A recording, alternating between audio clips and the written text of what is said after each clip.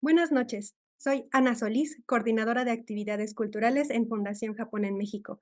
Les doy la bienvenida y agradezco su presencia en esta charla explicativa del libro Indigno de ser humano de Osamu Dazai, que es la primera sesión de esta segunda edición del Club de Lectura, que estará dedicado a las máscaras en la literatura japonesa de posguerra. Y hoy será la primera sesión. Entonces, en lo que empiezan a conectarse todos los participantes, solamente les voy a dar un pequeño resumen de nuestras actividades para este mes, en enero. Em, nuestra primera actividad de este año, del 2024, va a ser la inauguración de la exposición Netsuke, Japón en miniatura, que va a estar presentándose a partir del 17 de enero en el Museo Universitario Casa de los Muñecos en Puebla.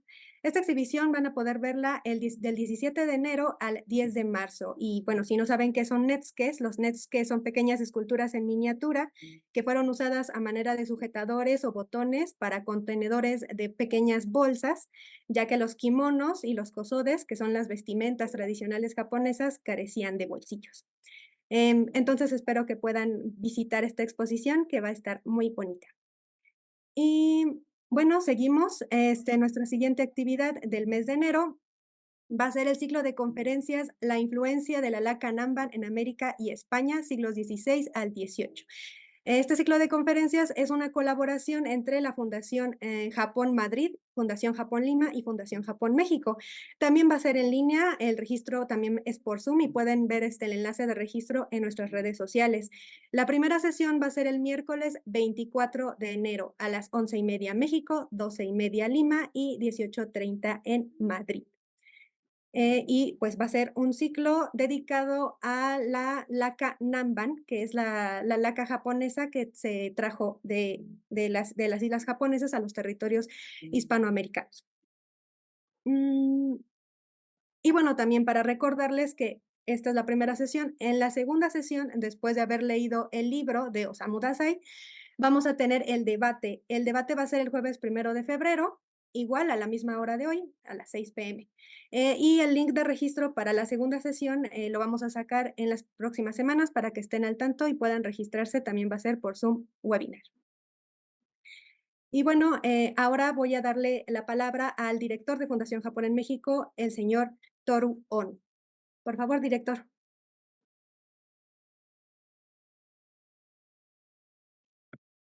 Hola, buenas noches. Soy Toru Ono, director de Fundación Japón en México. Les agradezco su presencia en esta primera sesión de la segunda edición del Club de Lectura de Literatura Japonesa, que ahora se realiza totalmente en línea. Para Fundación Japón, la promoción y difusión de la literatura japonesa es sumamente importante, pues a través de la rica y variada producción literaria japonesa es posible descubrir elementos propios de la sociedad nipona en diferentes momentos y contextos, así como similitudes y afinidades individuales y colectivas con otro tipo de realidades y experiencias, tanto en México como en otras partes del mundo.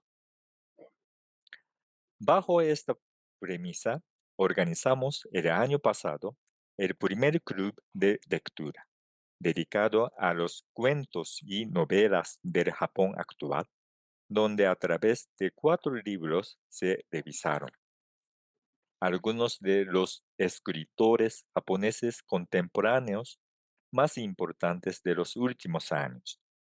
Y para nuestra grata sorpresa, descubrimos que el interés en México y otros países de habla hispana en la literatura japonesa no es menor, teniendo en cada sesión mucha participación.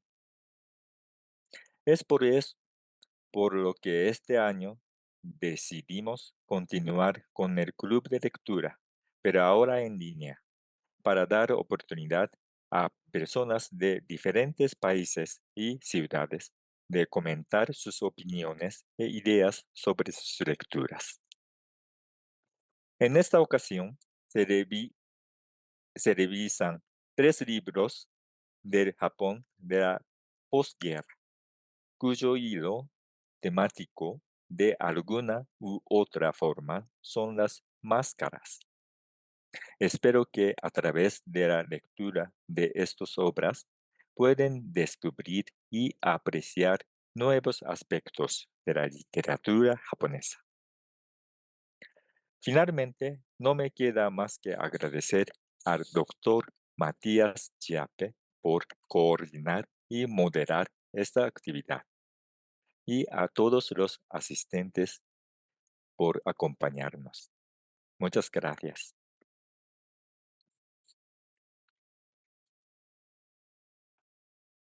Muchas gracias por sus palabras, director Ono. Y bueno, ahora vamos a presentar al doctor Matías Chapé. El doctor Matías Chapé es profesor investigador de literatura japonesa en el Centro de Estudios de Asia y África del Colegio de México. Fue también investigador en la Facultad de Letras de la Universidad Waseda en Tokio, donde realizó su doctorado sobre la relación entre la literatura japonesa y la latinoamericana. Dictó clases de traducción literaria y de literatura japonesa en traducción para dicha universidad y para otras en Japón. Posee una maestría en estudios de Asia y África con especialidad en Japón por el Colegio de México y realizó sus estudios de grado en la Universidad de Buenos Aires, siendo licenciado y profesor en letras. Tradujo a Ango Sakaguchi, Osamu Dazai y a Hagiwara Sakutaro, entre otros. También es editor de la revista bilingüe inglés-japonés Tokyo Poetry Journal, publicada en Japón. Entonces, sin más preámbulo, los dejo con el doctor Matías Chapé. Bueno, muchísimas gracias, Ana, Ono-san, Marie, bueno, todos los miembros de la Fundación Japón, Ismael también. Les agradezco muchísimo todo el esfuerzo que hicieron bueno, por realizar nuevamente este club de lectura, que para mí fue un éxito, como usted dijo, Ono-san, pasada, y creo que esta vez también ya estamos logrando un éxito, ¿verdad? Con tanta gente que se ha sumado de toda Hispanoamérica. Les agradezco a todos los participantes también por confiar en esta actividad y bueno, espero que sea realmente algo que nos sirva a todos para intercambiar ideas de unas novelas espectaculares las tres. Creo que nos van a dar muchísimo, muchísimo de qué hablar. Así que bueno, nuevamente muchísimas gracias a la Fundación Japón, muchísimas gracias a todos los participantes. Voy a compartir una presentación, así arranco sin más preámbulos, porque yo tengo muchísimas, muchísimas cosas para contarles y espero que dé el tiempo, honestamente. También espero que dé el tiempo para que podamos hacer la mayor cantidad de preguntas posibles. Yo quisiera que ustedes, a medida que voy haciendo la presentación, bueno, si tienen preguntas las pueden dejar, ¿no? En el Q&A del webinar, o también, bueno, luego habrá un espacio en el cual ustedes podrán hacer las preguntas si quieren participar, ¿no? Levantar la voz, digamos, levantar la mano y hacen o comentarios, ¿no? Por supuesto. Así que, solamente para repetir, aquí les traje el flyer del evento. Me encanta, además, muchísimas gracias, Ismael. Y bueno, para que recuerden las fechas sobre todo, ¿no? En cuáles vamos a hacer primero una charla explicativa, hacer hoy, y en un segundo encuentro, un debate de las novelas en cuestión. Este formato creo que funciona muy bien porque la idea de la charla explicativa es que yo les pueda aportar unos datos más para que la lectura de la novela que ustedes hagan durante ese mes, bueno, sea más sustanciosa o cubra algunas cuestiones básicas que creo que enriquecen, ¿no? La lectura y también el debate posterior. Así que espero bueno, que los datos que yo les pueda proporcionar sirvan, ¿no? Para tener más material al momento de abordar el texto. Así que bueno, solamente les dejo aquí las fechas, luego lo voy a repetir igual varias veces. Lo único que quisiera agregar es que la charla explicativa de la novela Máscaras Femeninas de Enchi Fumiko va a estar a cargo de Albert Noya, él es traductor de literatura japonesa al catalán y también da cursos y bueno, se especializa en literatura japonesa, sobre todo literatura de mujeres. Y creo que es un gusto que vamos a compartir ese espacio con él. Y también el debate, bueno, se va a sumar. Así que bueno, sin más preámbulos, como les decía, voy a arrancar con la charla explicativa de hoy, ¿no? Quisiera empezar, bueno, preguntándonos por qué máscaras, ¿no? ¿Por qué máscaras? Esa es la pregunta por la que quisiera empezar, que no necesariamente se circunscribe a lo japonés. Pero bueno, las máscaras han sido utilizadas en todas las culturas, ¿verdad? En ceremonias religiosas, en la danza, en el teatro. también en trajes militares, en la cultura popular, ¿no? Y específicamente en todos estos ámbitos siempre ha tenido la función de, bueno, mostrar otros aspectos de la persona, ¿no?, que utiliza la máscara. O mostrar un estereotipo, un tipo social, quiero decir. A través de una máscara se da cuenta de alguien que no es exactamente una persona en sí misma, sino un estereotipo social. Y también, y esto es más importante aún, la máscara nos permite o nos invita a preguntarnos acerca de lo interno y lo externo, lo esencial y lo aparente, lo público y lo privado. En el caso específico de la cultura japonesa, nos invita a preguntarnos sobre dos categorías muy utilizadas para hablar de la cultura japonesa, que son honne y tatemae. Honne significa literalmente el sonido real, ¿no?, el sonido auténtico. Y tatemae significa aquello que está construido delante. Entonces el honne es aquello que uno dice, los deseos, los sentimientos que uno tiene verdaderamente, mientras que el tatemae sería aquello que uno expresa, ¿no?, ante la sociedad. Estas categorías fueron muy utilizadas, como les decía, para describir a la sociedad japonesa, sobre todo a partir de la posguerra, cuando se buscó una cierta excepcionalidad de la cultura japonesa, con razón hablar luego.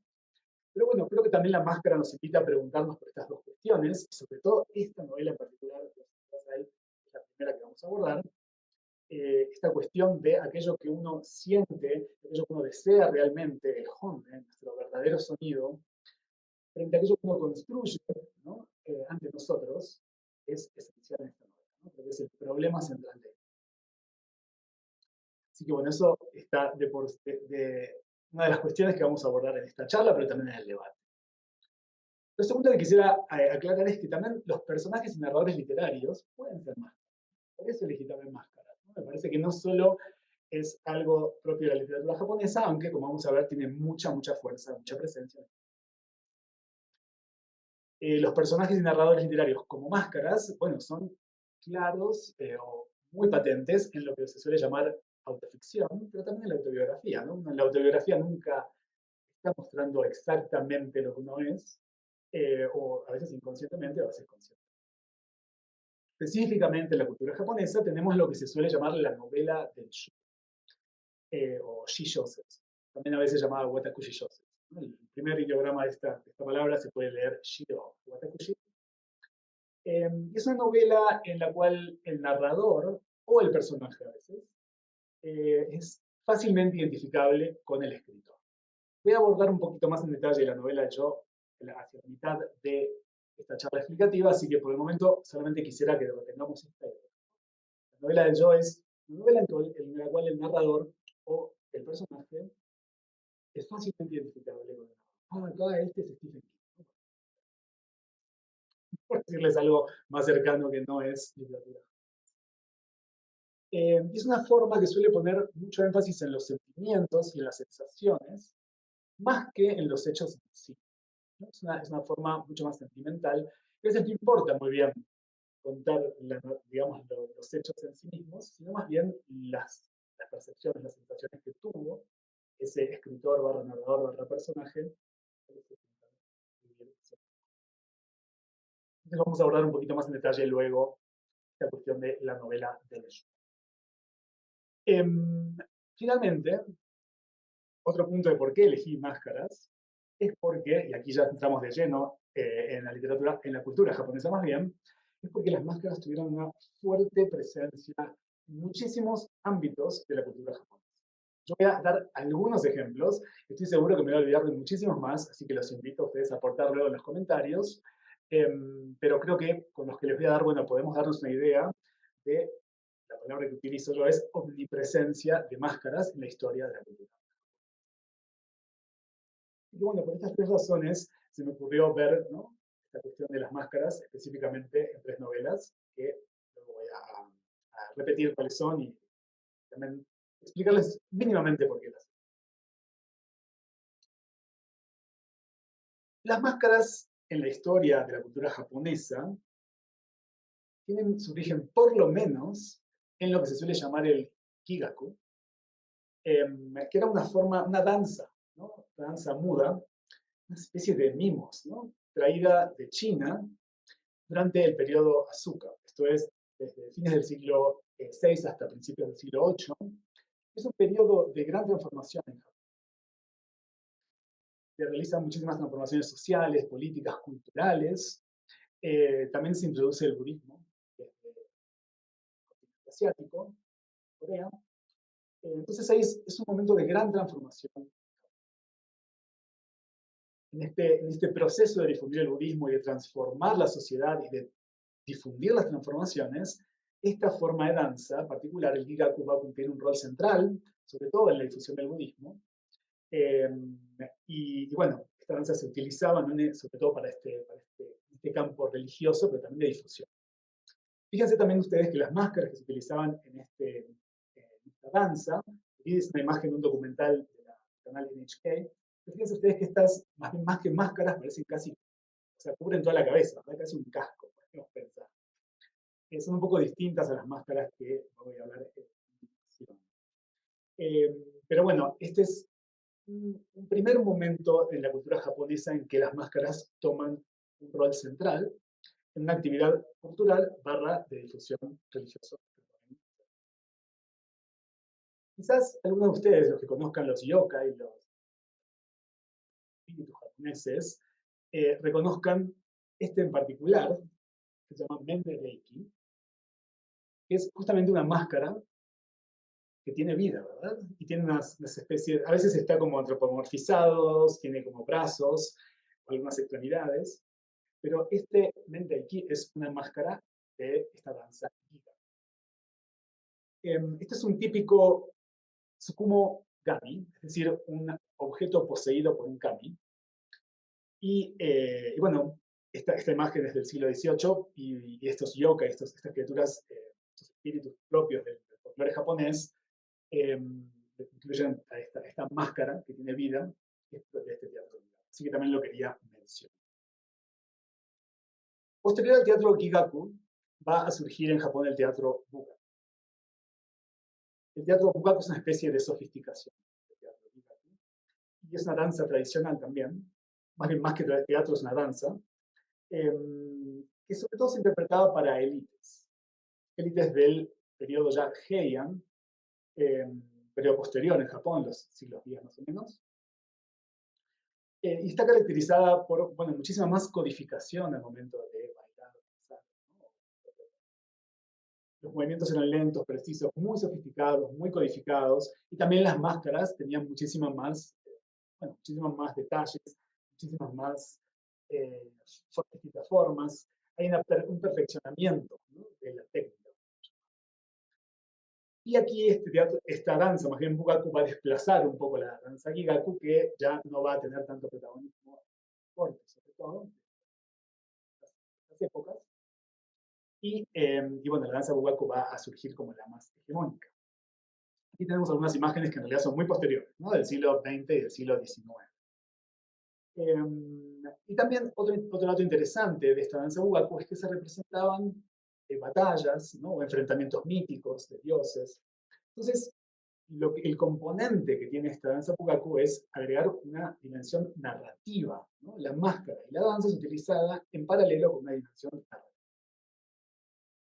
Era tan importante esta danza para la corte imperial del momento, que incluso la música que se utilizaba, que acompañaba esta danza, llamada Gagaku, y esta danza tenían su propio ministerio dentro de lo que era el sistema imperial de la corte de ese momento. O sea, era sumamente importante. Y tenía, bueno, un estatus tan importante como la observación de las flores, o la observación de la luna, la observación de los ¿no?, de lo que se suele llamar Hanami. Era una práctica cultural sumamente importante. También, bueno, en este intento por narrar o contar historias de batallas o de enfrentamientos míticos, muchas de estas máscaras que se utilizaban eran máscaras de guerreros o de dioses guerreros, ¿no? Como aquí tenemos una del siglo XII. Y eso, luego esta danza Bugaku, y sobre todo estas máscaras de la danza Bugaku, va a tener influencia en lo que son las máscaras de los samuráis, de los guerreros, ¿no?, en los periodos más posteriores. Aquí tenemos una máscara Menpo, como se puede llamar, propia del siglo XVIII. Así que, bueno, para mostrarles un poquito una breve historia, ¿no? Del Gigaku al Bugaku y después cómo fue transformándose esta historia de las máscaras, cómo están relacionadas de alguna manera. Eventualmente, el Bugaku y otras formas más populares de la danza y el teatro, como es el Sarugaku también, que es una forma más circense, ¿no? Unas acrobacias, que vinieron en lo que es quizás la forma teatral más famosa de la cultura japonesa, de la historia de la cultura japonesa, que es el teatro, o también llamado no-gaku, ¿no? El teatro no es un teatro de máscaras, justamente, el teatro más antiguo de aquellos que usan máscaras que ha sobrevivido. Todavía se practica. El teatro no tiene sus propias máscaras. Es un teatro, de alguna manera, que mezcla lo real y lo abstracto, y estas máscaras vienen a interpretar o vienen a señalizar a veces algunos personajes. Y a medida que se fue desarrollando este teatro no, también se utilizaron diferentes máscaras. Hay muchísimas máscaras de teatro, ¿no? Hay unas 60 tipos de teatro, perdón, de máscaras, y yo les traje solamente algunas que son las más famosas, lo que se suele llamar nomen, ¿no? Máscara no. Tenemos las máscaras Okina, las máscaras de ancianos, que son estas de aquí arriba. Tenemos las máscaras de hombres y de mujeres. Tenemos las máscaras de demonios o de espíritus que poseen a, a otras personas. También existe en el teatro no el uso, digamos, los actores que no utilizan máscaras. Sin embargo, estos actores tienen que estar constantemente evitando hacer demasiadas expresiones. Porque una cuestión del teatro no es evitar que los gestos y las expresiones sean demasiado explícitos. Tienen que ser muy sutiles, para que así aquella persona que está presenciando la interpretación pueda sentir de forma personal aquello que se está mostrando de forma mucho más sutil en el escenario. Cabría preguntarnos si, así como estas máscaras que yo les acabo aquí de presentar el teatro no, aquellos que no usan máscaras lógicamente y que no deben expresarse demasiado, cabría preguntarnos también si hay algo de máscara en ese proceso. Que lo dejo también. Esta forma de expresiones sutiles, siempre del teatro no, es lo que se suele llamar expresiones intermedias, ¿no? Chukan hyojo. Yo las traduciría más bien como expresiones a medio hacer, ¿no? Porque justamente lo que importa es que aquel que está viendo la interpretación luego complete, ¿no? La sensación que se está queriendo representar. Otra cosa muy interesante de las máscaras del teatro no, y mezclado con esta idea de expresiones intermedias o expresiones a medio hacer, es que estas máscaras en particular, las de teatro no, tienen la característica de que cuando uno eleva la cabeza, ¿no? Y las muestra, ustedes me están mirando así, ¿no? Desde abajo, parecería ser como si la máscara estuviera sonriendo. Sin embargo, si uno baja la cabeza y pareciera ser como si estuviera mirando desde arriba, lo que suele llamar esta segunda actividad parecería ser como si las máscaras estuvieran, ¿no? Llorando. Entonces, el actor de teatro no tiene que estar muy capacitado en mover la cabeza, a veces menos, a veces más, para hacer parecer que su personaje está riendo, llorando, cualquier cosa. Así que bueno, es un teatro sumamente codificado, ¿sí? Sumamente codificado, muy interesante. Podría dar todo un curso de teatro, ¿no? Pero bueno, voy a limitarme con esta sobre todo porque la novela de Enchi Fumiko, novela Máscaras Femeninas, que es el nombre de la máscara que tiene en el centro, ¿no? De las máscaras, ¿no? La novela de Enchi decía, tiene cada capítulo un nombre de una máscara de teatro distinta y está haciendo una interactividad constante, ¿no? Con el teatro. Bien, espero que volvamos a esta cuestión en el segundo, en los encuentros de la segunda. Algo más que quería mostrarles es que esta es la máscara vista, ¿no? Desde adentro, si yo me la estuviera puesta, que yo me estuviera poniendo, digamos. El campo de visión, fíjense, de la máscara es extremadamente pequeño y esto hace que todo el escenario del teatro no tenga que tener este tipo de columnas, o esté muy señalizado para que el actor pueda, ¿no? pueda moverse sin perder el equilibrio o sin caerse, ¿no? Así que esto también les quería mostrar porque me parecía muy interesante ver la máscara. Además de todas estas máscaras tradicionales que yo les acabo de presentar ahora muy velozmente, hoy en día en la cultura japonesa se utilizan muchísimas máscaras. En modas contemporáneas, como puede ser el cosplay, en los deportes, bueno, también, ¿no?, las máscaras que utilizamos, que en el mundo se han vuelto de uso recurrente a partir de la pandemia, pero en Japón se utilizan desde muchísimo antes, desde la década del 20. Entonces, bueno, también querría, ¿no?, que ustedes vayan rememorando o pensando en todas estas otras máscaras que utilizan la japonesa, que hacen eco a veces estas máscaras más bien tradicionales que yo les acabo de decir. Entonces, bien, a partir de todas estas ideas y todas estas máscaras omnipresentes, como le decía, en la historia de la cultura japonesa, yo elegí 3 novelas para este curso. Osamu Dazai, ¿no?, Enigma del ser humano, que vamos a ver el 1 de enero, perdón, hoy y el 1 de febrero. Máscaras femeninas de Enchi Fumiko, que vamos a ver el 8 de febrero y el 29 de febrero. Y el rostro ajeno de Abe Kobo, que vamos a ver el 7 de marzo y el 20. Me adelanto, me adelanto a una crítica que ya tuve, que es ¿por qué no incluía a Mishima Yukio? ¿Por qué no incluía a Mishima Yukio, que tiene una novela de 1949 titulada Confesión en una máscara? Bueno, yo no la incluí primero que nada porque creo que esa novela de alguna manera hace eco de la novela de Dazai, entonces tenía que elegir una. Aunque los invito a todos, aquellos que hayan leído esa novela, o aquellos que no, que la lean también, y podemos incluirla en el debate. Así que vamos a hacer un debate así un poco de trampa e incluir 2 novelas. Este debate, el primer debate que vamos a tener, y también incluir la de Mishima. Esta novela, Confesiones de una máscara, es la historia básicamente de un joven Mishima y su encuentro, su descubrimiento sexual. Y también la narración de su crianza. Sin embargo, esta novela no trata el tema de la máscara como tema. Se menciona la palabra máscara 2 veces en esa novela, que se repite. Y además es interesante el encuentro, ¿no?, que existe entre Mishima y Dazai. Mishima y Dazai se encontraron, de hecho, en 1946. Elegí la de Dazai finalmente porque es una novela anterior, la de Mishima es un año anterior, la de Dazai es del 48, la de Mishima es del 49, y cuando Mishima se encuentra con Dazai, ¿no?, le dice que estaba su literatura, tiene así un encuentro así como medio tenso. Y hay algunos críticos que incluso dicen que la novela de Mishima viene a ser una especie de reescritura de la de Dazai, diciéndole a Dazai, yo puedo escribir una novela mejor que la tuya. De hecho, tengo aquí una cita que se les voy a leer, que escribió Mishima en un libro llamado Shosetsuka no Kyuka, o las vacaciones del novelista, el descanso del novelista. Y dice Mishima, a menos de la mitad de los defectos de carácter que tenía Dazai, todos esos defectos deberían haberse curado con agua fría, gimnasia y una rutina rígida.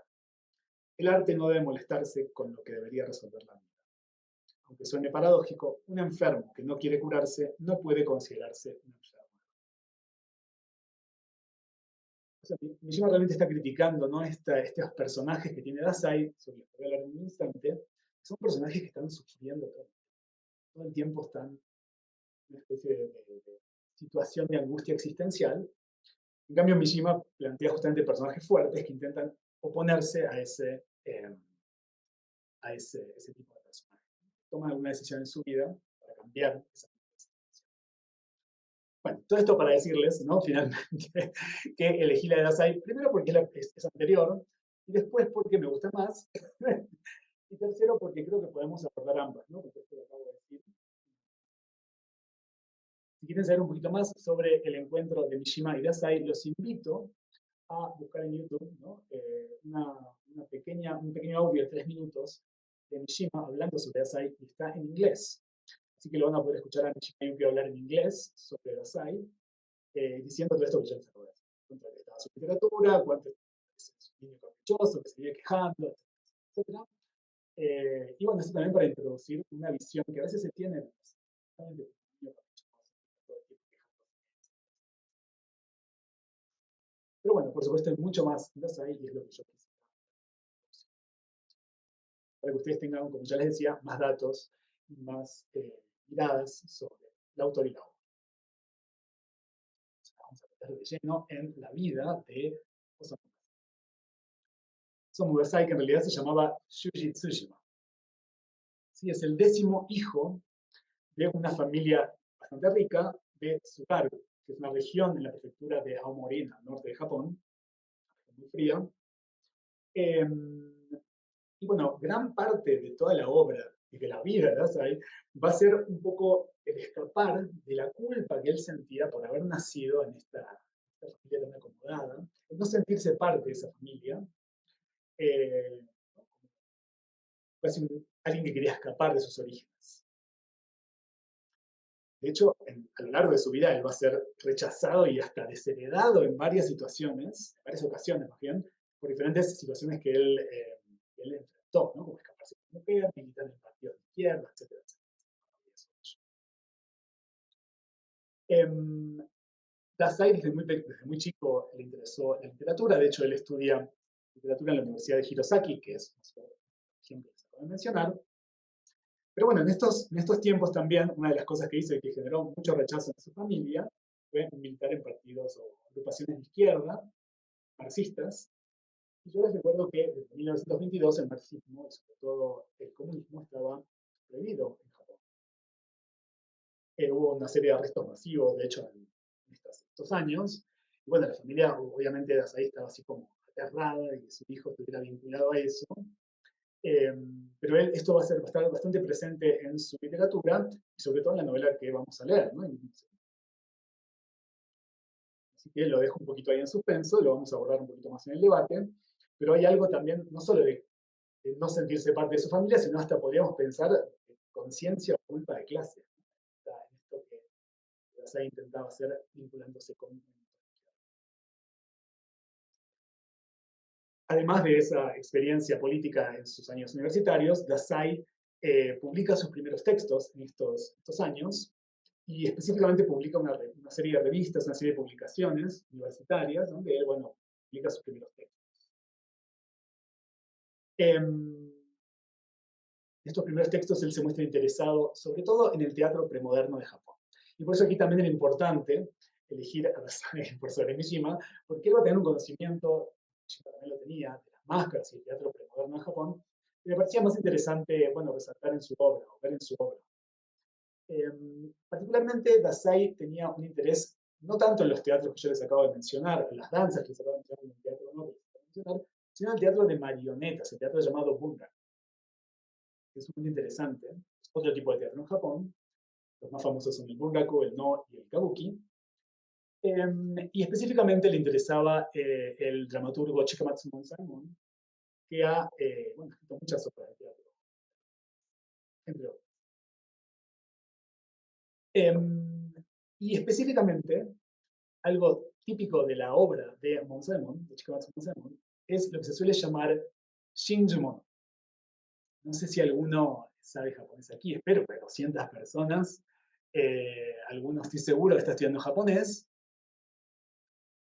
Este Shinju significa un suicidio doble, ¿no? Entre amantes. Hay una famosísima obra de Chikamatsu llamado Shinjuten no Mishima, los amantes suicidas de Mishima, que narra justamente un suicidio doble entre, bueno, dos amantes. Esto va a ser determinante para Dazai, no solo para su literatura, sino para su vida.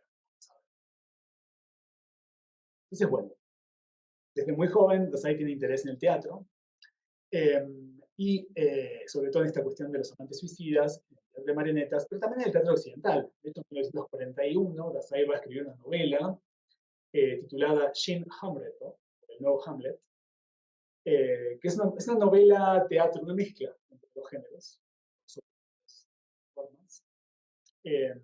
También va a tener muchísimo interés en el teatro occidental, sobre todo.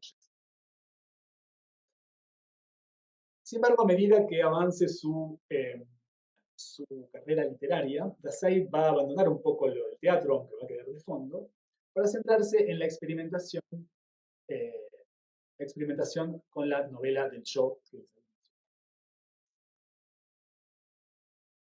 en los años 30, a Dazai le interesa muchísimo experimentar y llevar a los límites esta narración de la novela del yo. Recordemos, la novela del yo es una novela en cuyo personaje o narrador es fácilmente asimilable con el escritor.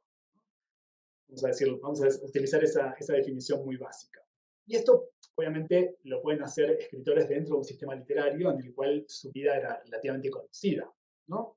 Y era muy, muy característico de las primeras décadas del siglo XX en Japón, porque, bueno, fue el momento en el que más se estaba desarrollando el así llamado mundillo literario japonés, el Bundan.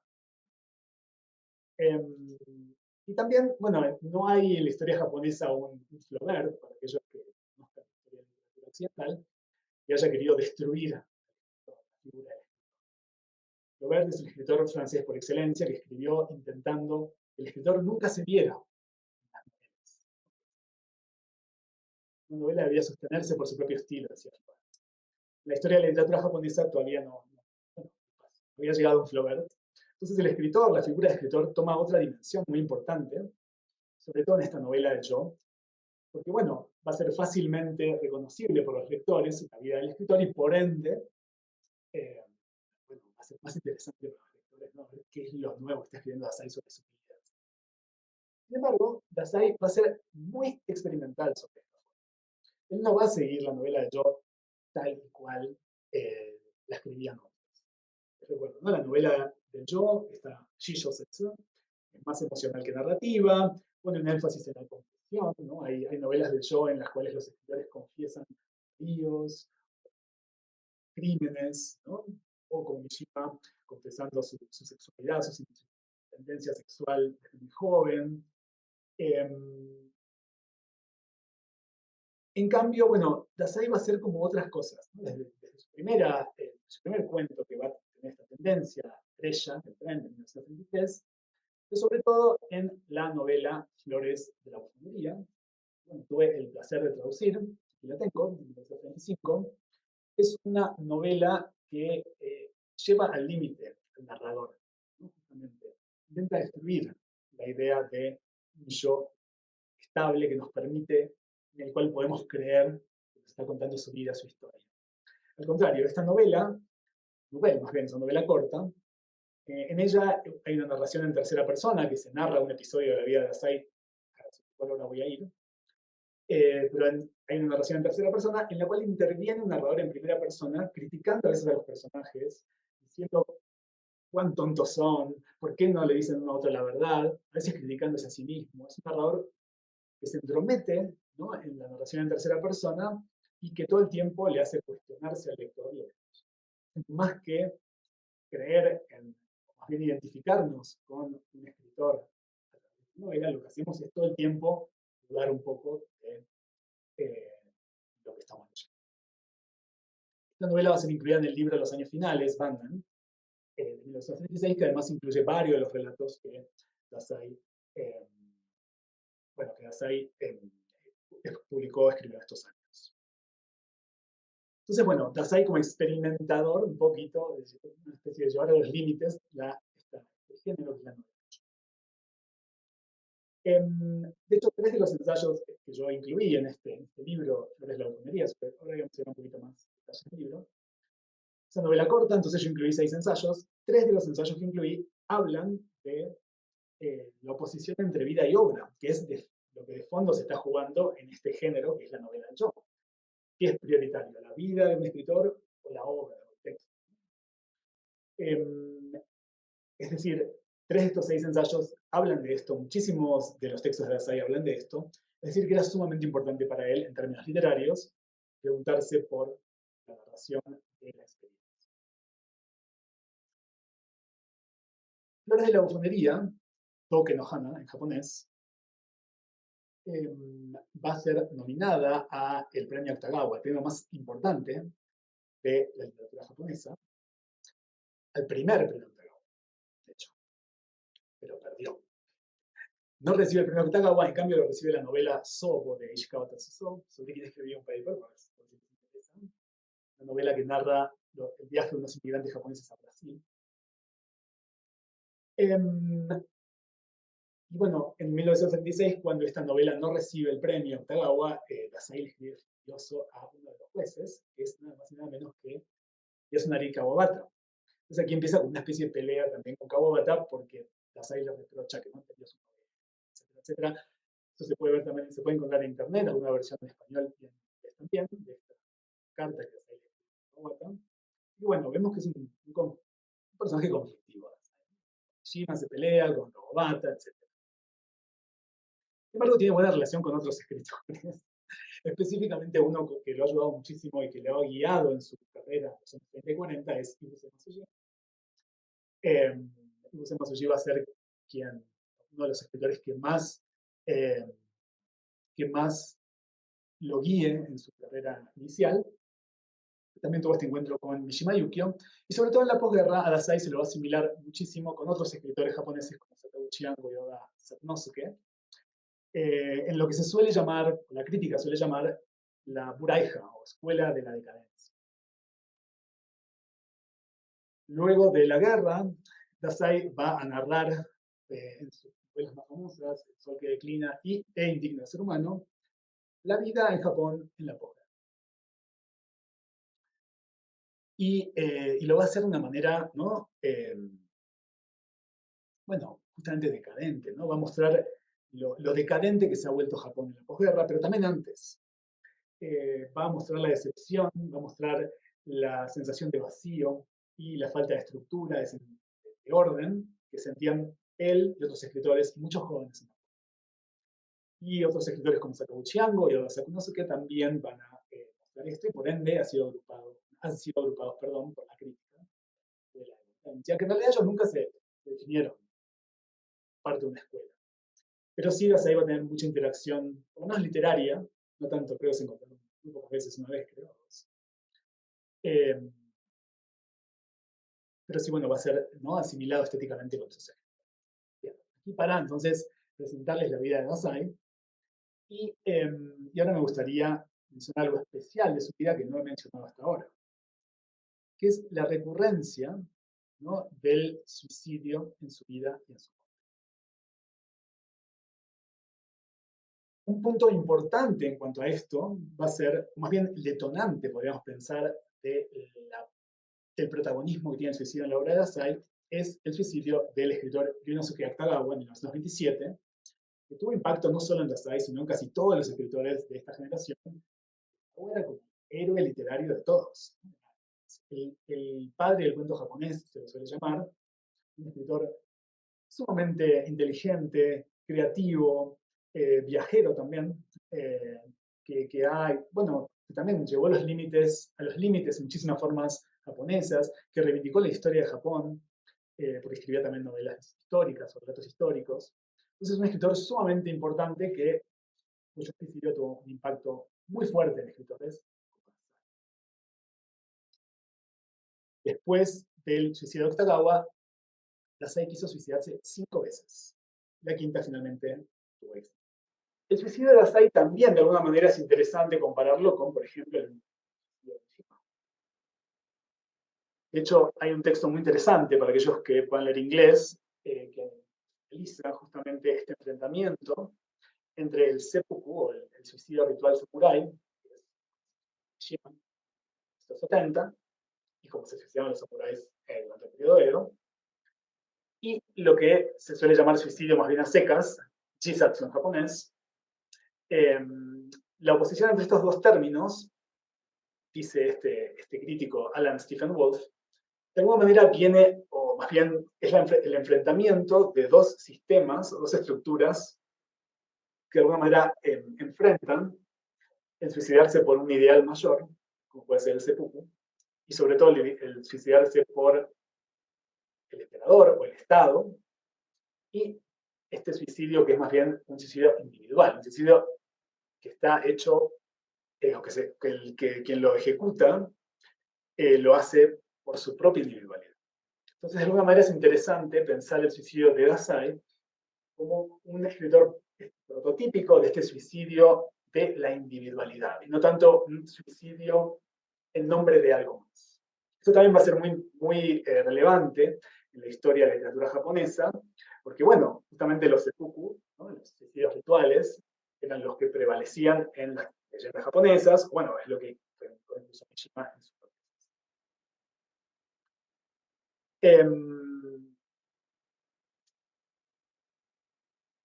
estos 5 intentos de suicidios, ¿no?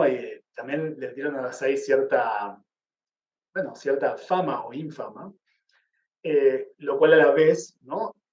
Sustentaba sus nuevas narraciones, le daba material de escritura, también le daba los lectores que estaban morbosamente interesados, ¿no? En estas situaciones que le iban sucediendo en su vida y que, bueno, tomar estas decisiones de intentar suicidarse. De hecho, Dazai es un personaje dentro de la historia de la literatura japonesa sumamente mítico. Todos los 19 de junio, que es cuando su cuerpo fue encontrado y también su día en que nació él, se celebra lo que se suele llamar Otoki, que es una visita de aquellos que eran sus lectores, sus fans, a Nítaca, justamente, donde él se suicidó. Esto empezó en 1957 aproximadamente, con el apoyo de la editorial que había publicado en ese momento las obras completas. Y bueno, es una especie de generación de un mito, ¿verdad? De ir al lugar todos los años en donde se suicidó Dazai y recordar su historia, etcétera, etcétera. Entonces me parece que también la recurrencia de Yoshida en su vida se superpone a una especie de creación mítica de su figura. Yo me estoy confundiendo un montón. Estoy confundiendo los episodios históricos, así que voy a intentar ser un poco más conciso. Pero quería dejarles también en una imagen todas las traducciones de Dazai al español. Se han valido muchísimo. Seguramente haya varias de Clive, bueno. Pero aquí están las más famosas, o más bien las que tenemos hoy en día que se consiguen con cierta facilidad. Bueno, menos la primera. La primera es El sol que declina, traducida por Kazuya Sakai, ex profesor de literatura japonesa del Colegio de México. Y bueno, luego tenemos una nueva versión del Sol que declina, que es El declive, de Marina Bordas. Estos dos son el mismo texto. A mí personalmente me parece mucho más bello el título del Sol que declina, si bien, bueno, esta opción del declive es correcta. Y esta editorial sajardina ha traducido varios textos. De hecho, la edición que yo propongo que utilicemos para el debate es justamente la de Sajardina Ediciones. Pero si no consiguen esta, bueno, fíjense que sea la traducción de Montse Watkins, ¿no? Que es la gran traductora de Dazai, fue la traductora que introdujo a Dazai en el mundo hispanohablante, quizá la más importante traductora de literatura japonesa al español. Sumamente importante su legado. Lamentablemente falleció a fines de los 90. No ha podido continuar su actividad, pero sí ha introducido muchísimos textos que vale la pena que revisemos, como este. También recientemente se tradujo La caja de Pandora de Dazai, La colegiala, que también, bueno, la editorial Satori tiene 2 libros, Recuerdos y Cuentos de cabecera. Asimismo, yo les recomiendo muchísimo La felicidad de la familia, de la editorial Candaya, que tienen varios cuentos que son muy distintos de Dazai. Y bueno, una colección de relatos también que incluye a Corremelos. Corremelos es uno de los relatos más famosos de Dazai, en el cual él reescribe un mito griego. Utilizan la misma foto, ¿no? Corremelos y otros relatos y recuerdos. Hay una foto exitosa de Dazai, creo que también está aquí, en Flores de la Bufonería, que es la traducción que hice yo. Yo estoy casi seguro de que está acá también. Bien, esto era para mostrarles, ¿no? las traducciones que pero bueno, Indigno del ser humano. Voy a introducir velozmente esta novela, voy a tomarme más de 10 minutitos más, pero creo que es importante decirles aquellas cuestiones de la novela que me parece que hay que abordar o que quisiera que abordemos juntos y sobre las que quisiera escuchar sus opiniones. En japonés, Ningen Shikaku, ¿no? Ningen son los 2 primeros ideogramas, que significa sí, humano, ser humano, humanidad también. Y ambos ideogramas significan persona y espacio, ¿no? La humanidad sería el espacio de las personas, o aquello que conecta a las personas. Y Shikaku, los últimos dos ideogramas, sería aquello que falla en calidad de, ¿no? Aquello que no es suficiente de ser tal cosa. Entonces, literalmente, es muy difícil de traducir realmente este título. Aquello que no es humano aún, que falla en su categoría de ser humano. Me parece muy bello el título Indigno de ser humano, elegido por Monse Watkins. Muy, muy bello. Mucho más que la traducción al inglés, la primera que tenemos, ¿no? No Longer Human. No Longer Human me suena como a, no sé, alguien que se transformó en marciano o algo parecido. Me parece mucho más bella esta, ¿no? Indigno de ser humano. Bueno, la novela narra la vida de, o más bien sigue, no narra, sino que sigue la vida de un personaje llamado Yoso Oba, un joven, y su infancia, desde su infancia hasta sus 27 años. Un chico, un joven, que es incapaz de mostrarse como realmente es ante los demás y siempre siente la presión de la sociedad por tener que actuar de cierta manera. Yoso Oba es, a volver a mencionarla, el protagonista de Flores de la Bufonería. Es decir, tenemos el mismo protagonista en Indigno de ser humano y Flores de la Bufonería. Que a la vez está narrando un poco la vida de Asai por esta idea de jugar con las novelas de hecho.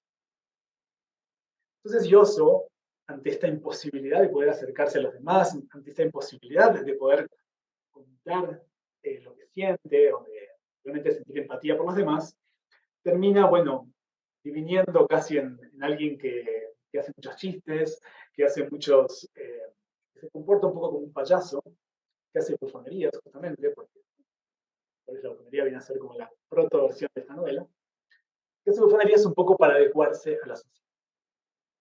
Eventualmente esas bufonerías ya no le alcanzan y termina, bueno, cayendo en el crimen, que es aquello que le permite tener un espacio en la sociedad.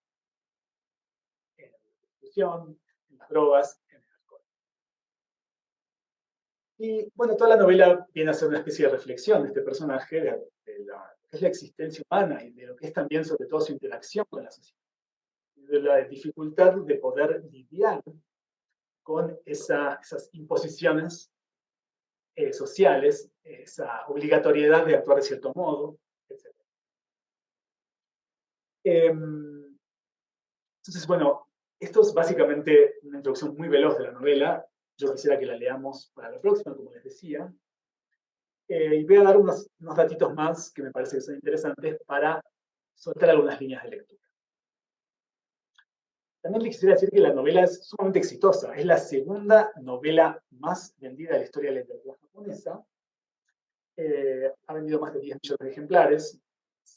La única otra novela que ha vendido más que esta novela fue Kokoro de Natsume Soseki.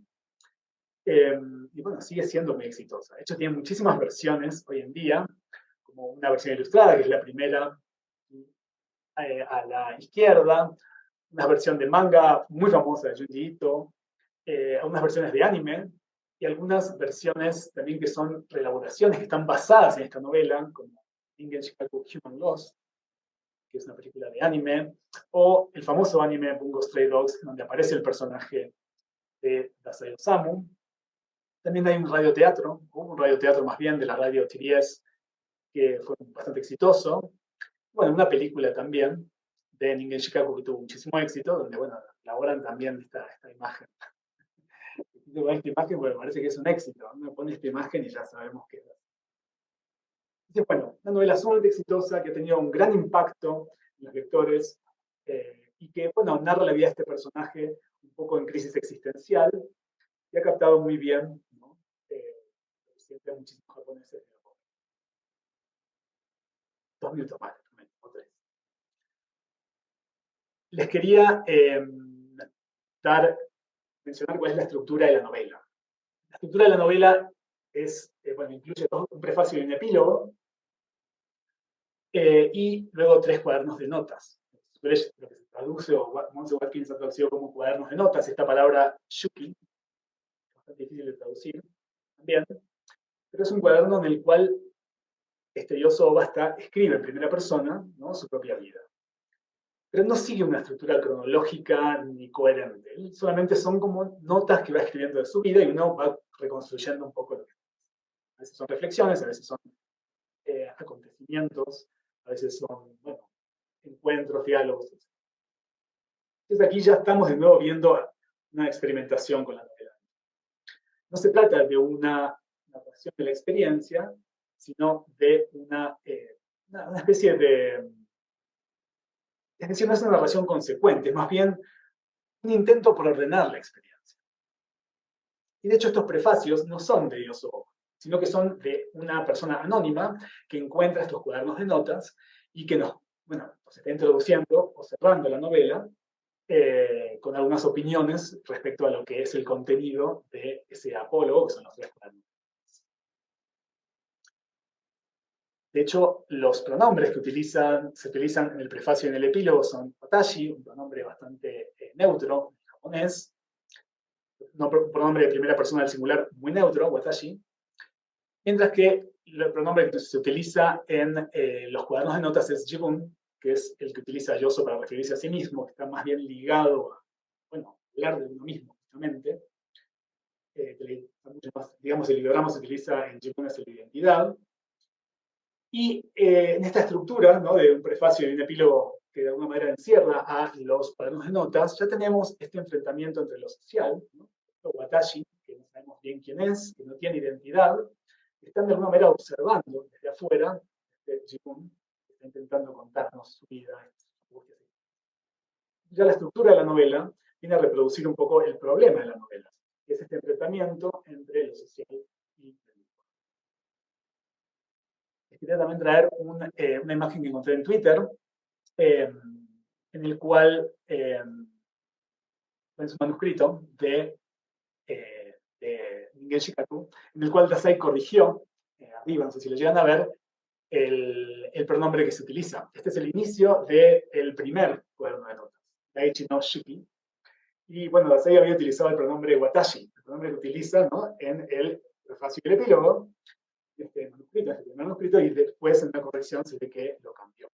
Entonces hay una deliberada intención, ¿no?, por construir ese artificio de los pronombres en este manuscrito demuestra ese artificio claro de Dazai por generar una diferencia entre el pronombre social, este nombre anónimo, y esta narración de ellos. Bien, algunas cuestiones de la novela. Primero, se trata de una reescritura de otras obras, como ya les dije. Lo que se narra en Flores de la Bufonería, el episodio del intento de suicidio de Dazai con una mujer y que solamente ella falleció, está mencionado en Ningen Shikaku, si bien velozmente. También, por esta época, ya en los años 30, en la misma época de Flores de la Bufonería, Dazai va a abordar esta cuestión de lo indigno de ser humano o aquello que no alcanza a ser humano. De hecho, en el relato Human Lost, así es en inglés el título, ya se habla de este término, ninpi, persona inhumana. Y en el relato La mujer de Dijon, en 1945, al final de esa novela, voy a leerlo, ¿no? Dice uno de los personajes: fíjate, Sachan, aquí dicen que soy indigno de ser humano. ¿Es eso cierto? Robé los 5.000 yenes porque quería que nuestro hijo y tú pasases un año nuevo decente. Uno como no habéis disfrutado desde hace mucho tiempo. Yo no soy un monstruo. Esa es la única razón por la que cometí semejante. De nuevo, ya aquí se va a hacer referencia explícita a lo que va a ser la novela del 48, Indignación. También en el 48, posterior a Indignación Humana, en Ningen Shikaku, pues ahí va a empezar un texto llamado Goodbye, así en inglés, ¿no? Goodbye, que él va a dejar incompleto, en donde, bueno, también reescribe un poco ideas de Ningen Shikaku, una versión un poco más óptima. Así que tenemos una obra que es una reescritura de muchísimas obras, más bien que se conecta con muchísimas obras, casi como si la vida de Dazai, como si la obra se extendiera por toda la vida de Dazai, e incluso después, ¿no? Porque esta obra dejó incompleta y por alguien podría reescribir, o alguien podría encontrar un manuscrito más, fuera, ¿no? Entonces, esta obra parecería que se extiende más allá del texto, a la vida de Dasai, pero también a otras obras. Un tema importantísimo de esta novela es la risa como máscara. También es un tema recurrente en el personaje se describe a sí mismo como bufón, doque, pero también como ochame o niño travieso. Esto tiene que ver con lo que suele llamarse en japonés Smairu Kamen Shokobun, o síndrome de la persona que se ríe demasiado. Es una especie de depresión en las cuales caen algunas personas que justamente tienen esta especie de risa o de postura ante los demás, que es una risa excesiva, ¿no? Justamente, que los lleva después a no poder ser quienes auténticamente son. Dos cuestiones más de la novela, importantes para que abordemos en el debate de la semana que viene, es la vergüenza y el pecado barra culpa de este río. Como pecado barra culpa, porque la palabra en japonés sumi, que es la cita, puede ser traducida como pecado, pero también como culpa.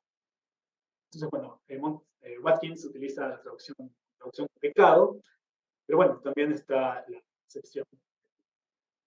Mi vida está llena de vergüenza. Y el vivir solo causa pecado. Esta segunda frase quisiera de nuevo volver a ella, no solo por esta cuestión de la posible traducción de pecado como culpa, sino porque hay otra, se podría traducir de otra manera, ikiteiru no ga sumi no tame, es decir, el estar vivo, más bien, la, la semilla de la culpa, pecado, es estar vivo. Esa es la exacta estructura de lo que está. Y como les decía antes, también algo importante de esta novela es que Yoso ha sido un ícono de la juventud en muchísimas generaciones, ¿no? Traje aquí una traducción que hice de un libro que leí de Masahiko Shimada, un escritor al que la Fundación Japón en México invitó hace 10 años a México. Yo era estudiante aquí, hace más de 10 años. Y en este libro Masahiko Shimada dice, ¿no? Dasai dio lenguaje en forma de novelas a la oscuridad de los corazones de los jóvenes que vivían. Pero no solo eso, sino que la idea del joven incomprendido, que se enfrenta a generaciones mayores, una sociedad que no lo comprende, es casi que un estereotipo, es un estereotipo romántico. Si uno va a la literatura alemana del siglo XVIII, va a encontrar este tipo de estereotipos. Es decir, Dasai creó en este personaje Yoso a un estereotipo que ha trascendido muchísimos contextos. Última diapositiva. Les dejo no solo algunas cuestiones claves de la novela, sino algunos términos claves. Esta es una página que les pediría que revisen, es la página 45 y la 46 también, en donde el personaje Yoso, bueno, se pregunta, ¿no? Justamente, ¿qué es eso que la gente llama marginados? ¿No? Bueno, están fuera de la sociedad. Porque él justamente termina siendo alguien que cae en la máscara de la risa, de las besonerías, y luego en la máscara del crimen para intentar hacer, digamos, insertarse. Existe la palabra marginados, dice Yoso, que denota a los infelices, a los fracasados y a los descarriados de la sociedad humana. Pero yo creo que lo soy desde el momento en que nací. Es decir, aquí él está presentándose como alguien que está ya fuera de la sociedad, incluso desde que nació. No es un problema social, es un problema existencial. También existe el término conciencia delincuente, dice Yoso. Al estar en la sociedad humana, toda la vida he sufrido esa conciencia. Casi como si él intuitivamente naciera sintiendo que está fuera de la ley. Asimismo, la gente habla del sentimiento de culpa. En mi caso, me poseyó desde que era un bebé, y con el tiempo, en lugar de curarse, se hizo más profundo, penetrándome. Varios críticos literarios, sobre todo el biógrafo de Masai, Okuno Takeo, también crítico literario, o Kishibayu, críticos de la época, van a hablar entonces de dos categorías importantísimas para entender la obra de Dasai y sobre todo Ningen Shikaku, que son este sentimiento de culpa, Tai Akukan, o también este autodesprecio, ¿no? Jiko Ken. estos dos términos van a ser muy importantes para entender toda la obra de Kasai, según la crítica de la época, pero también los críticos contemporáneos. Entonces les pediría, ¿no?, que lo tengan flotando, tengan esta sociedad flotando, el sentimiento de culpa del personaje, este autodesprecio del personaje, y a ver qué podemos decir nosotros desde el siglo XXI, en nuestra lectura, los términos de estas ideas.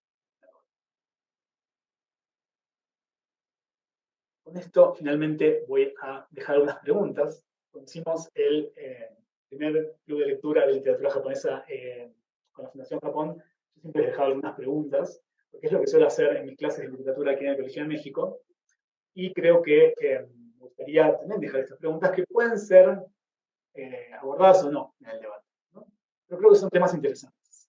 Por si alguno no sabe bien para dónde agarrar, qué abordar en la nota. A mí me interesa personalmente analizar qué rol juega la familia, las amistades y los demás vínculos en el desarrollo del personaje. Y también cuál es la relación de Yoso con las mujeres. Es muy importante. Finalmente, algo que me gustaría preguntarles, a aquellos que están estudiando japonés o que quieren animarse, es qué otra traducción se les ocurre para el título. Ya les digo, Ningen Shikaku es muy difícil de traducir ese término. Bueno, vamos a ver qué otras traducciones se les ocurren. Me gustaría escuchar eso también, el debate. O bueno, ahora en el espacio de comentarios que vamos a tener los próximos minutos. Así que bueno, solamente les dejo estas preguntas para que volvamos. Les agradezco muchísimo el tiempo, les agradezco de nuevo a la Fundación Japón por haberme dado este espacio, por haber confiado en este lectura una vez más.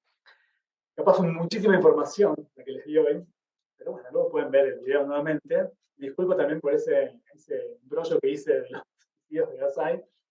Pero bueno, les agradezco de nuevo haber participado de esta charla. Bueno, ahora sí quiero escuchar si tienen comentarios, preguntas. Vamos a tener un espacio de una media hora por lo menos para que me hagan las preguntas que quieran, los comentarios que quieran, si quieren debatir entre ustedes. Muchísimas gracias.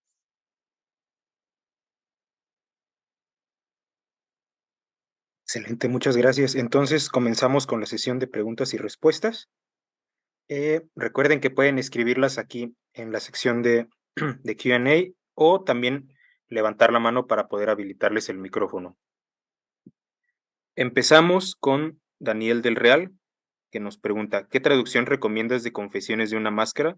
Porque además creo que no todas tienen traducción directa del japonés. Sí, la verdad es que yo creo que la que leí, y que sí es del japonés, la que leí en español y que sí es directa al japonés es la de Carlos Rubio y Rumi Sato. Rumi Sato. Sí, Rumi Sato. Creo que esa es la que yo te recomendaría. Creo que esa es la única que yo podría cerciorar que es directa del japonés.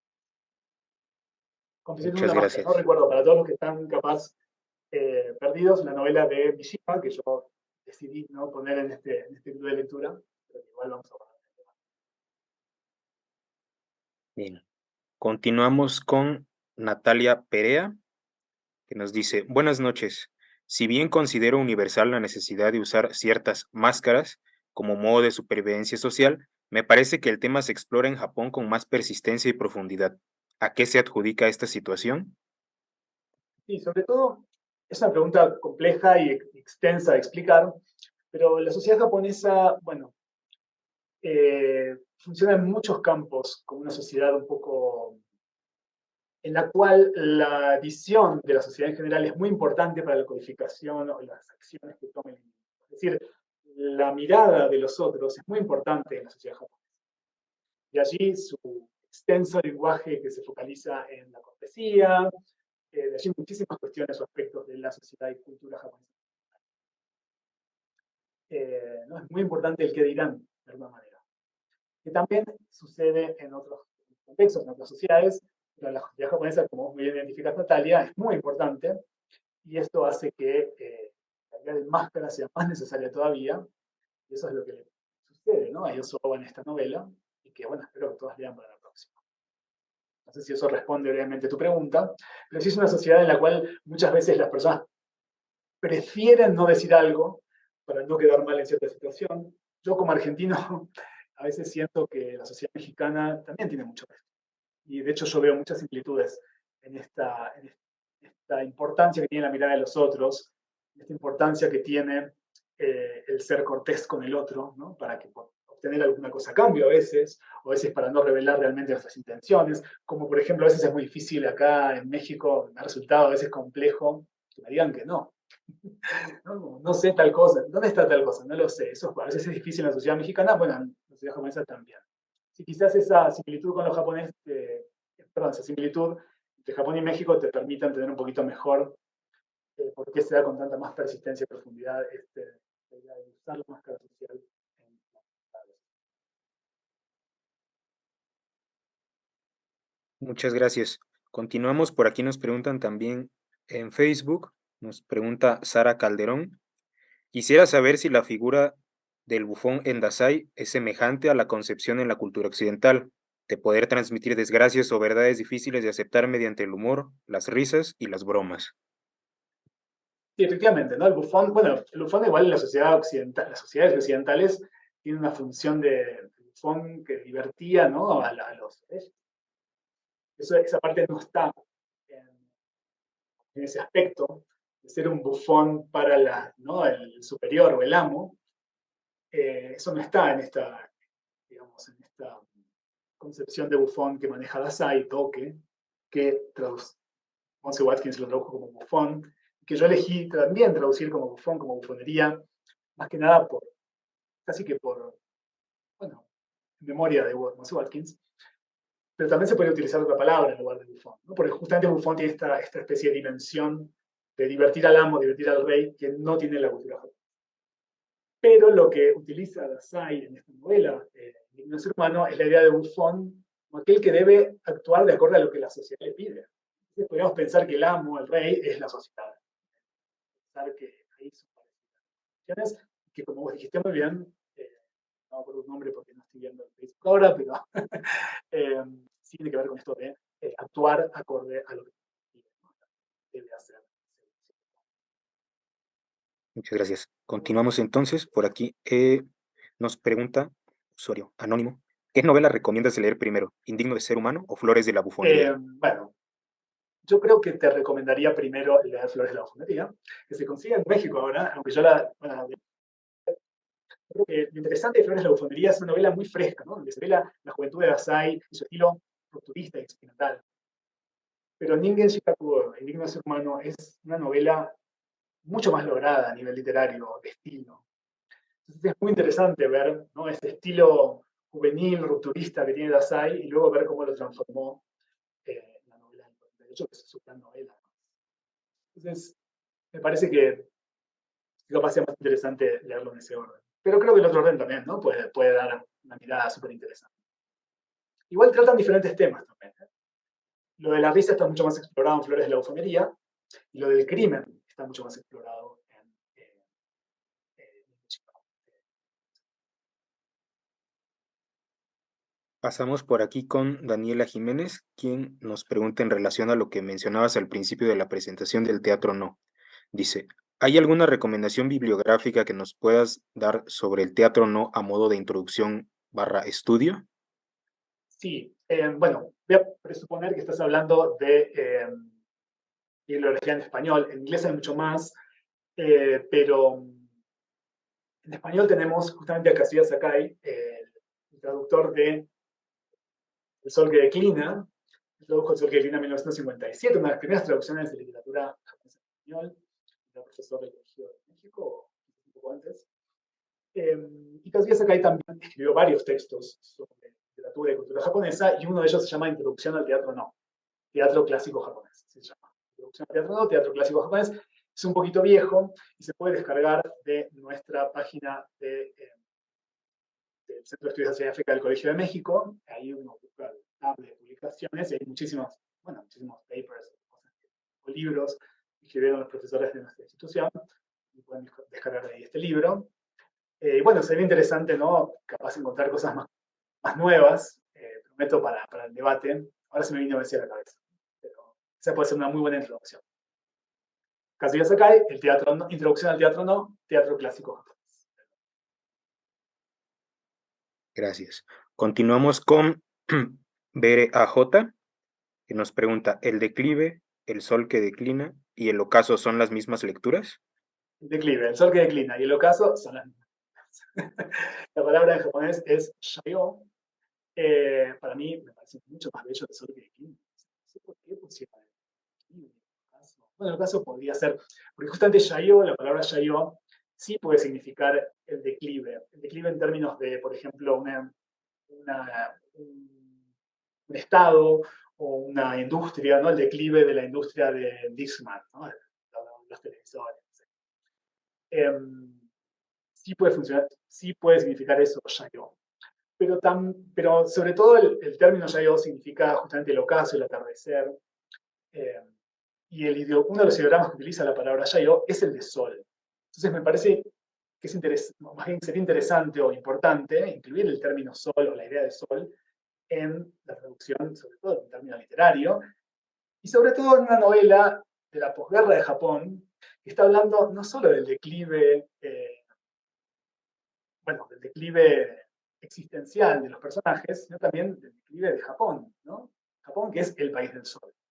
Entonces, bueno, a mí me parecería mucho más importante utilizar ese contenido semántico en la traducción. Si bien yo no leí la traducción del declive, así que no voy a jugarla entera por ese título, pero bueno. Eviten hacerme preguntas sobre traducción porque sacan lo peor de mí. Solamente eso. Gracias por tu pregunta. Continuamos con un usuario anónimo que nos deja aquí dos preguntas. La primera, ¿hay cartas o algún escrito donde Osamu Dazai reflexione sobre sus propios intentos de suicidio? Y la segunda, teniendo en cuenta los temas que aborda Osamu Dazai en sus obras y sus propias experiencias personales, ¿el suicidio resulta una forma de escapar al pesimismo de la vida o una reivindicación de la libertad para terminar la existencia cuando se considera necesario?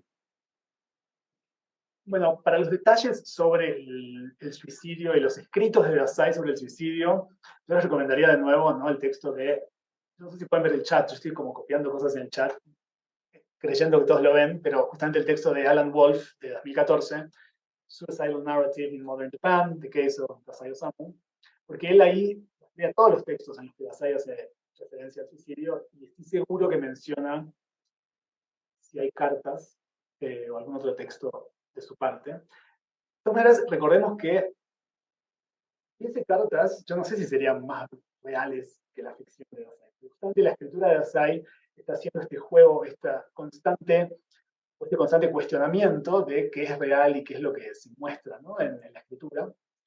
Entonces no sé cuánto más la carta valdría a nivel de conocer a Dazai que sus novelas.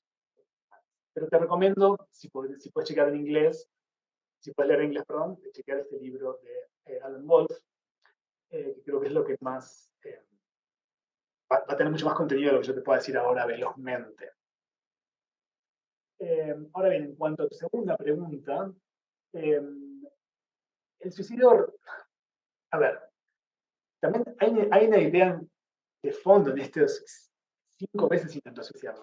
Entonces, hay algunas perspectivas sobre estos recurrentes intentos de suicidio que más bien justifican, ¿no? Casi como si él estuviese siguiendo un personaje, ¿no? Algo por el estilo, como si creyó su personaje del suicida. Pero bueno, sí, uno podría pensar en el suicidio en muchos términos. Es un fenómeno muy complejo a nivel social, individual y psicológico. Yo creo que sí hay algo de Dazai que él intenta escapar. No sé si del pesimismo de la vida, como de cierta presión social podría ser. Sentirse fuera de lugar en su familia, sentirse fuera de lugar en la universidad, sentirse fuera de lugar entre no sé, un montón de aspectos. Entonces quizás sí creo que hay algo de escape en el suicidio. No sé si escape a un pesimismo. Escape a una estructura, de alguna manera. No sé si eso responde a tu pregunta, usuario anónimo. Vale, continuamos. Nos dice por aquí Gonzalo Marquina Arcos. Saludos desde Lima, Perú. Pregunta, ¿cómo influyó la poesía japonesa u occidental en Indigno de Ser Humano? ¿Algún autor o autora que debamos considerar para ampliar el efecto de la lectura de la obra? Me sorprendió un poco tu pregunta, me dejó un poco descolocado. Supongo que Dazai está reescribiendo o muy influenciado en este momento por el existencialismo francés también, ¿no? Así que yo creo que una de las figuras digamos, las figuras que podríamos chequear son escritores franceses sobre todo, que están, bueno, un poco elaborando, tanto en la poesía como en la narrativa, la cuestión de, bueno, justamente el vacío existencial, ¿no? Y la angustia existencial. Ahora bien, otro poeta que podría resultar ahí como conectado es Chika Nakahara, ¿no? Chika Nakahara, el poeta japonés. Y creo que, sobre todo en el prólogo que escribió Miguel Serregna, el escritor Miguel Serregna, Flores de la Ufonería, se explica muy bien la relación entre ellos dos, que no era tan profunda, pero que sí tuvo, bueno, algún tipo de incidencia, ¿no? Me parece, en su obra, y quizás se podría decir ese poeta. Empezar por ese lado puedas encontrar alguna conexión más. Vale. Nos pregunta de nuevo por aquí un usuario anónimo. Nos dice, ¿cómo se llama la editorial que suele adaptar la mayoría de estas obras? Gracias. ¿Cómo se llama la editorial que suele adaptar, que suele traducir, supongo, ¿verdad? Porque no es lo mismo adaptar que traducir. Pero la editorial de Indigno Humano y también la de Ocho Escenas de Tokio, y bueno, todas las varias que les puse, ¿no? Ahí, diapositiva, es Sajalín Editores. Sajalín Editores. Se consiguen en México, yo las compré aquí. No son baratas, lamentablemente, las ediciones españolas. Eso es lo único que tienen complicado. De todas maneras, todas las obras que mencioné las tenemos en la biblioteca del Colegio de México. Muchísimas también están en la biblioteca de la Fundación Japón en México. Así que, bueno, los invito a usar bibliotecas. Eso hemos perdido esa costumbre, pero...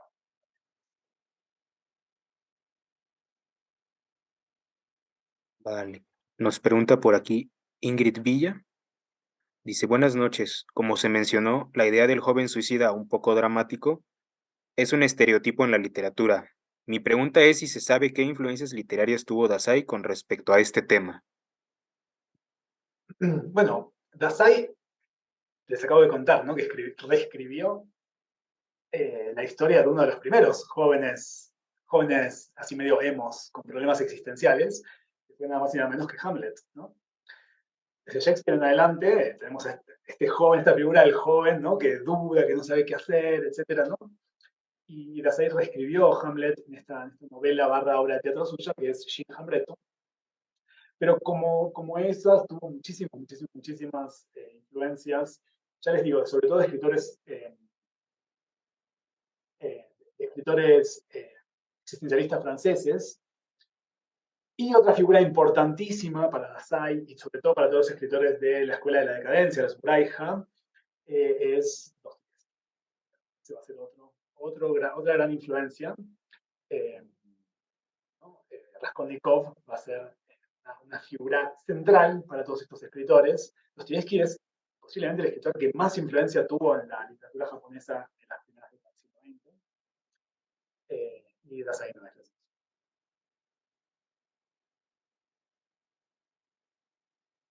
Gracias. Nos comenta por aquí Ana Robelo Camargo. Dice, yo estoy muy traumada con Konbini Ningen, la dependienta de Sayaka Murata, y siempre recuerdo que en una discusión sobre la traducción del título de esta novela, Cristina Rascón decía que, que podía establecerse una relación intertextual con esa obra de Dazai. Como Konbini Ningen es un libro que leímos en el círculo de lectura anterior, me gustaría ponerlo sobre la mesa. Quizá en este enfrentamiento con lo social y el fingir ser alguien que no eres del todo. Bueno, muchas gracias por tu pregunta, Ana, y por tu conexión, que me parece muy acertada. Gracias por participar nuevamente también en el club, me alegra muchísimo. Y sí, sin dudas, yo recuerdo perfectamente, ¿no? Aquí hay una conexión desde el título, ¿no? Justamente, creo que hay una pregunta también más arriba sobre el título, Konbini Ningen y Ningen Shikaku, sobre todo sobre el orden de los términos, que me quiero poner muy detallista sobre el japonés. Pero más bien en cuanto a temas, justamente estas dos novelas tratan casi que de lo mismo, ¿no? De cuán difícil es adecuarnos a una sociedad que espera de nosotros ciertas cosas. Konbini Ningen es la historia de una chica que trabaja en un Oxxo, ¿no? Estos negocios de 24 horas, eh, que trabajó ahí 18 años y todo el mundo le dice, pero no te vas a casar, no vas a tener hijos, no tienes un trabajo mejor, y ella como está contenta ahí, no quiere más nada, y su modo de rechazar o más bien rebelarse ante esa imposición social es justamente convertirse en una máquina, ¿no? Casi que en una máquina, una parte de este combine. Y así que bueno, sí, sí, claramente está el vínculo con Ningen Shikaku, que aquí en Dasai, en la obra de Dasai, lo que van a ver es como la única manera de darse ante esas imposiciones sociales es ser indigno de ser humano, justamente, ¿no? Es la única manera que puede escapar el personaje. Que a mí, a ver, yo me pregunto, ¿no? Justamente, si yo soy, este personaje no es quizás demasiado humano, ¿no? Para las imposiciones, o más bien para la idea de humanidad que la sociedad tiene, ¿no? Entonces, como que la idea de humanidad es tan artificial, todos debemos actuar de la misma manera, todos debemos usar máscaras para adecuarnos en la sociedad, eso es lo que va a decir Yoso. Eh, bueno, la única manera en que él logra revelarse un poco o escapar, ¿no?, de la sociedad es justamente siendo primero un bufón y después un criminal. Entonces vuelvo un poco a la pregunta que había hecho alguien antes sobre el suicidio y el escape. También, ¿no? Podríamos pensar que una idea de escape podría ser el suicidio, pero también otra idea de escape es transformarse en un criminal, justamente, ¿no? Sería la idea que más bien alguien que cae en el crimen, que cae en el vicio, como le pasó a Dios. Esto es también algo que elabora, creo que Gilles Deleuze, ¿no? El filósofo Gilles Deleuze, como el suicidio, el crimen, son maneras de escapar de las estructuras sociales. Me fui un poquito del tema que vos me preguntabas, Ana, pero creo que existe la relación intertextual. Te invito también a profundizar sobre esto. Quizás ya que leíste Comida Ningen y aquellos que hayan participado del club la vez anterior, o que hayan leído la novela de Saeko Murata, les invito a hacer conexiones. Así que ya tenemos 3 novelas para la próxima. Indigno de ser humano, la de Mishima, Confesiones de una máscara, y ahora con Billy Ningen también. Así que no sé cómo vamos a hacer, pero podemos abordar todo en el debate. Bien, por aquí nos pregunta Wendy Florentino. Dice, buenas noches y gracias por el enorme aporte que ha dado para la lectura. Mi pregunta es, ¿a lo largo de sus estudios ha encontrado algún autor de América que maneje el uso de las máscaras de la misma manera que Dasai? No se me ocurre, pero supongo que debe haber, ¿no? Sí, debe haber esta idea de la máscara. Seguro que hay escritores que tratan esta idea de lo aparente, ¿no? Y de cómo insertarse en una sociedad que finalmente, la cual no podemos actuar de otro modo. Estoy seguro que si entre los 200 que aquí están participando se les van a ocurrir muchísimos más ejemplos de lo que a mí ahora se me puede venir en la cabeza con la presentación que vas ahí en mente. Pero casi cualquier personaje, ¿no? Justamente, que sea un joven que no puede adecuarse a convenciones sociales y que termina, por ende, en el vicio, etcétera, sin duda, y que por ende debe actuar de una manera frente a esa sociedad que le impone ciertas cosas, y seguro que también tiene ecos en la obra. Nos pregunta Mari Marín. Una cita que me gustaría retomar del libro es esta. ¿No es pecado que las personas vivan rechazándose unas a otras? Concédeme, por favor, una máscara de ira. En ella, si no mal recuerdo, se dirige a Dios, pero esta máscara hará referencia a su personalidad bufona. Y es muy interesante esta cita justamente porque, bueno, hay muchas máscaras en esta novela. Eso también es interesante. A mí por eso también elegí esta novela en vez de Confesiones de una máscara, donde el juego es más bien si Mishima está contando su historia o no, etcétera. No hay tanta reflexión sobre la máscara como concepto. Pero aquí, claro, la cita que vos estás planteando, lo que está pidiéndole el personaje a Dios o a quien sea que invoca, ya no es tanto una máscara para adecuarse, sino es el deseo de poder enojarse ante esa situación. Y eso es hasta muy humano, les diría, ¿no? No poder a veces, en una situación que ni siquiera podemos enojarnos, tenemos que resignarnos a que la sociedad es esto de... Entonces, eso también es interesante y podemos tratarlo, ¿no? El debate justamente, que es qué tipos de máscaras se están trabajando en esta novela, qué tipo de máscaras sociales se pone este personaje que es Yoso y por qué en cada situación. Y a veces, bueno, las máscaras son ¿no? para sobrevivir a alguna situación o a veces son justamente para entender, ¿no? lo que está sucediendo o cómo funciona. Y bueno, es muy buena esa cita también. Voy a anotar para la próxima. Nos comenta por aquí Mar Scarlett. Buenas noches. ¿Se puede relacionar a la posguerra y y el occidentalismo con el desarrollo del individualismo en la novela del yo japonesa? Mm, bueno, más que en la posguerra, yo te diría que incluso antes. ¿Verdad? En 1968, Japón atraviesa un proceso de occidentalización muy fuerte, que se suele llamar la restauración Meiji. Eh, y ahí, bueno, entre muchísimos cambios sociales y políticos, hay un influjo muy fuerte de textos o teorías o bueno, corrientes de pensamiento occidentales, algunas de ellas vinculadas al individualismo, que no es lo mismo que egoísmo. ¿No? El individualismo como concepción de la sociedad o del individuo. Y de hecho, uno de los textos que va a ingresar en este momento a Japón va a ser el suicidio de Durkheim. Y entonces ahí también, en esta transformación del concepto de suicidio del seppuku Ashitatsu, que ya les individualmente, también influye estas ideas del individualismo como concepción del humano, del ser humano, no tanto como un grupo, sino como un individuo bastante separado del grupo. Así que no, yo te diría que es inclusive anterior a la posguerra. Es posterior a este proceso de restauración o de transformación que atravesó Japón desde el 68, 1868 en adelante, que fue la restauración Meiji.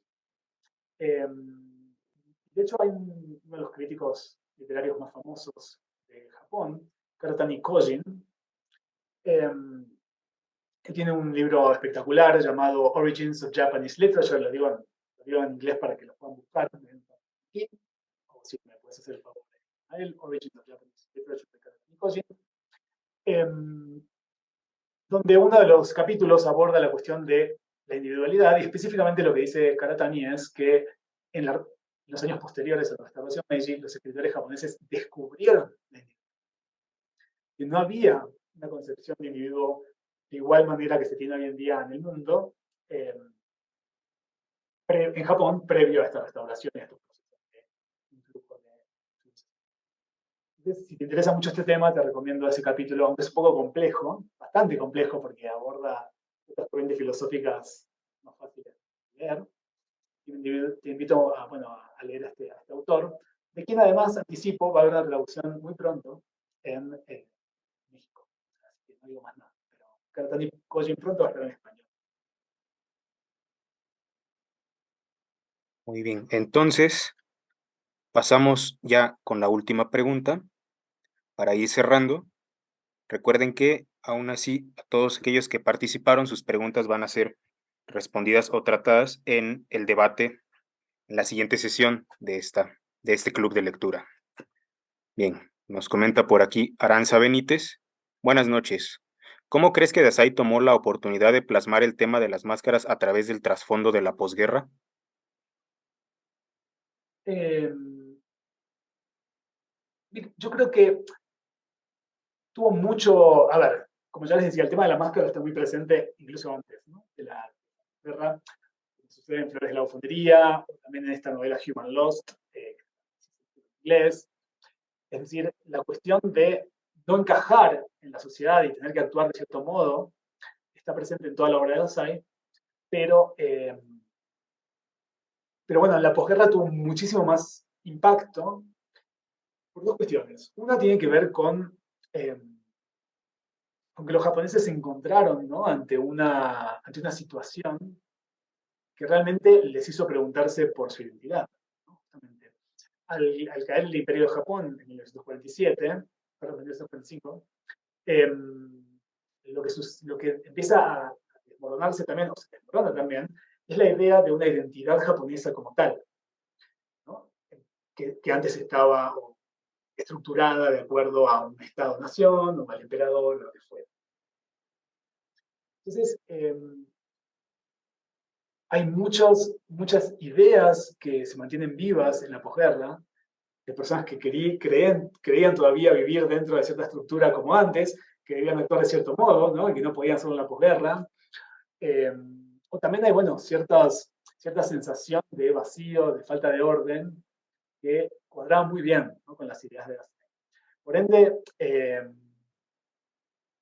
más bien, no sé si Dasein toma la oportunidad de plasmar el tema de la máscara, ¿no?, en la posguerra, sino creo que él venía escribiendo sobre algo hace muchísimos años, muchísimas décadas, y en la posguerra se encuentra más bien encuentra su contexto ideal de difusión, esas ideas que él estaba teniendo.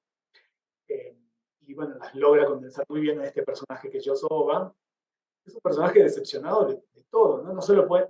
Y ahí es donde les pido que lean la novela en detalle, sobre todo de las decepciones que va teniendo Yoso en el plano político, en el plano amoroso, en el plano social, y que finalmente, bueno, coincidió muy bien con lo que los jóvenes sintieron en la posguerra, ¿no? Que justamente es lo que sucede en momentos de crisis. Tenemos esta especie de sensación de que no hay una escapatoria, de que solo tenemos que actuar de acuerdo a lo que la sociedad nos pide para poder sobrevivir e encontrar beneficios, ¿no?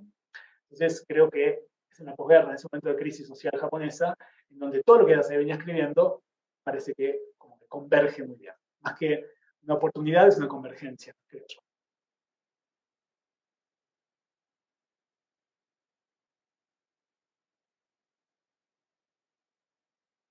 Hay un montón de preguntas más. Me da un poco de lástima dejarlas todas sin responder.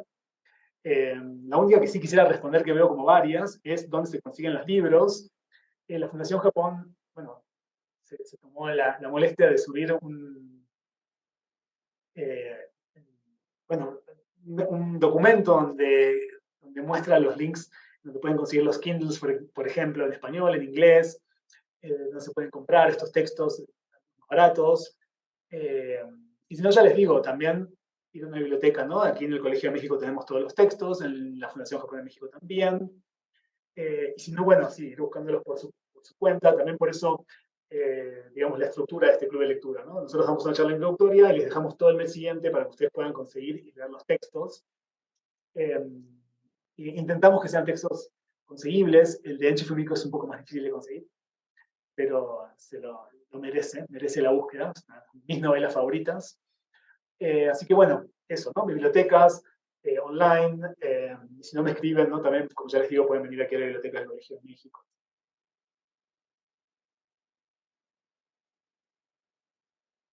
Sí, muchísimas gracias, Matías Sensei, por la charla y también para responder las preguntas de los participantes, que sí se quedaron muchas ahí, porque el tiempo apremia, pero seguramente podemos revisitarlas en la siguiente sesión, que va a ser el 1 de febrero a esta misma hora, a las 6 de la tarde, aquí en Ciudad de México. Vamos a poner un pequeño link en nuestra página para si quieren checar el horario en otros países o en otras ciudades. Y sí, como dijo Matías Sensei, tenemos un documento también en nuestra página, un documento PDF en donde se ve dónde pueden localizar los libros en librerías o en Amazon o en tiendas donde puedan conseguir los libros para el que se van a revisar en el club de lectura. Y bueno, pues sin más, agradezco mucho su participación, su presencia. Espero que nos puedan seguir en redes sociales. Estamos como en Facebook e Instagram como @fjmex1. Y pues nos vemos en el siguiente club de lectura, en la siguiente sesión, el 1 de febrero a las 6 de la tarde, horario Ciudad de México. Muchas gracias a todos. Muchas gracias. Gracias a Bonita noche. todos. Los veo prontito.